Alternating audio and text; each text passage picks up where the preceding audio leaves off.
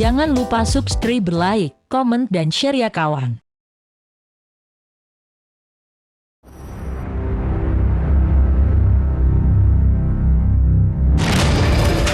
He announced himself in style.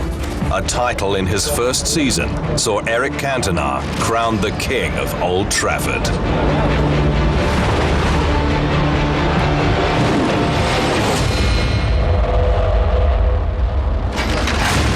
Sir Alex Ferguson initially wasn't looking to sign Eric Cantona. The Manchester United manager just happened to be in a meeting with his chairman when the boss of Leeds United rang asking about the availability of fullback Dennis Irwin. Ferguson said he wasn't for sale, but in the same conversation inquired about the availability of Cantona, who'd helped Leeds to the title the previous season. A few days later, the Frenchman walked into Old Trafford, and Manchester United changed forever.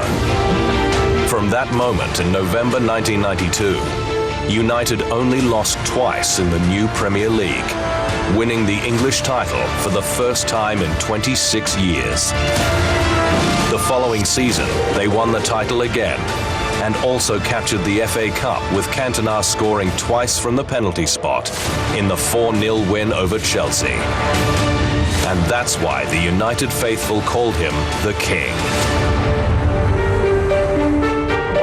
Cantona was a polarizing figure who played with flair and arrogance, walking around the pitch like a peacock with his trademark collar pulled up.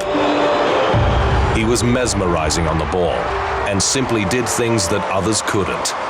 He was one of a kind. He illuminated Old Trafford. The place was a frenzy every time he touched the ball. Controversy has always followed Cantona, even when he was a teenager, starting out with French side Auxerre. Fights with teammates, clashes with referees. He was even banned from the national team for a year after abusing coach Henri Michel during a television interview. Red cards were a constant as his career passed through a number of French teams, before making the inspired move to England in 1991.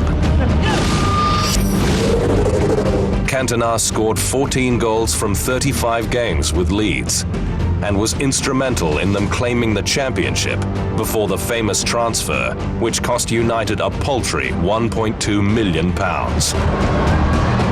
While his volatility was always bubbling around the surface, the enigmatic striker seemed to find peace of some sort at United, where he enjoyed a special relationship with Ferguson.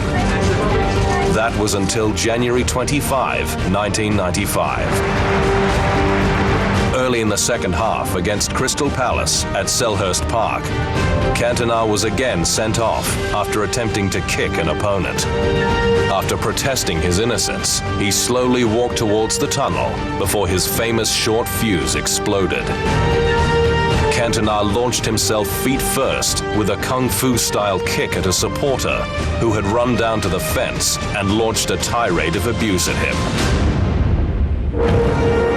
That split second of madness triggered a series of events that some say tarnished his reputation, while others claim it just added to the Cantona legend. The fallout was spectacular. The members of the Commission have decided that Eric Cantona should be suspended forthwith from all football activities up to and including the 30th of September 1995. In addition, Eric Cantona is fined the sum of £10,000. Cantona was then charged by police, suspended by Manchester United, before being slapped with an 8-month worldwide ban by the Football Association. After initially being sentenced to 2 weeks prison, on appeal, the sentence was reduced to 120 hours community service, much to the bemusement of Cantona, who gave this memorable performance at a press conference afterwards. When the seagulls follow the trawler, it's because they think sardines will be thrown into the sea. Thank you. Cantona was immediately stripped of the captaincy of France, and the ban effectively ended his 45-game international career, as he was never picked again for his country.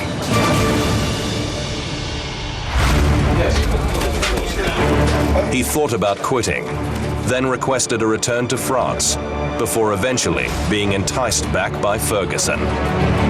Well, we hope so. I wouldn't think that anyone would want to go down that road again. I think that obviously 10-month ban, I don't think anyone will ever get that kind of ban again, particularly in England anyway.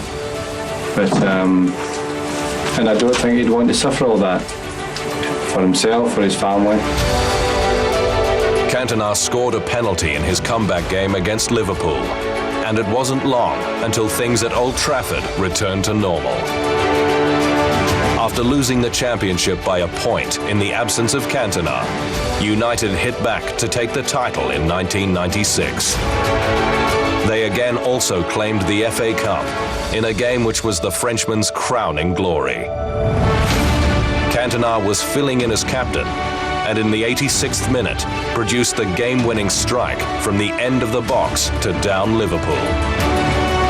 Another Premier League title for United followed in the 1996-97 season, before at the age of 30, the King bid farewell.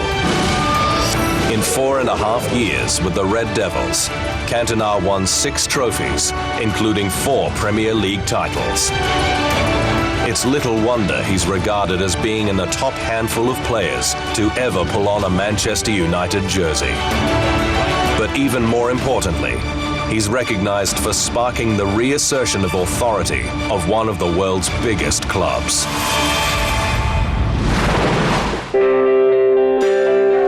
Cantona captained France's beach football team shortly after his retirement from Manchester United. But his love for film is what has taken up most of his post-football life, with the Frenchman starring in a number of feature-length movies. Ils sont très similaires. They are very similar, those two activities that are so different, that are actually very similar. Mais la façon qu'ils ont de In the way they demand 100% from actors and players, des acteurs ou des joueurs. and lots of humility. The great difficulty is to last, either from match to match or from film to film. C'est de durer, que ce soit de match en match ou de film en film. Cantona was co-director and lead actor in the 2009 film Looking for Eric, while he also starred in Danish western The Salvation, which premiered at the 2014 Cannes Film Festival. He did make a return to football in 2011, when he was named as director of football for the New York Cosmos. But that relationship ended badly when he was fired after a confrontation with a photographer.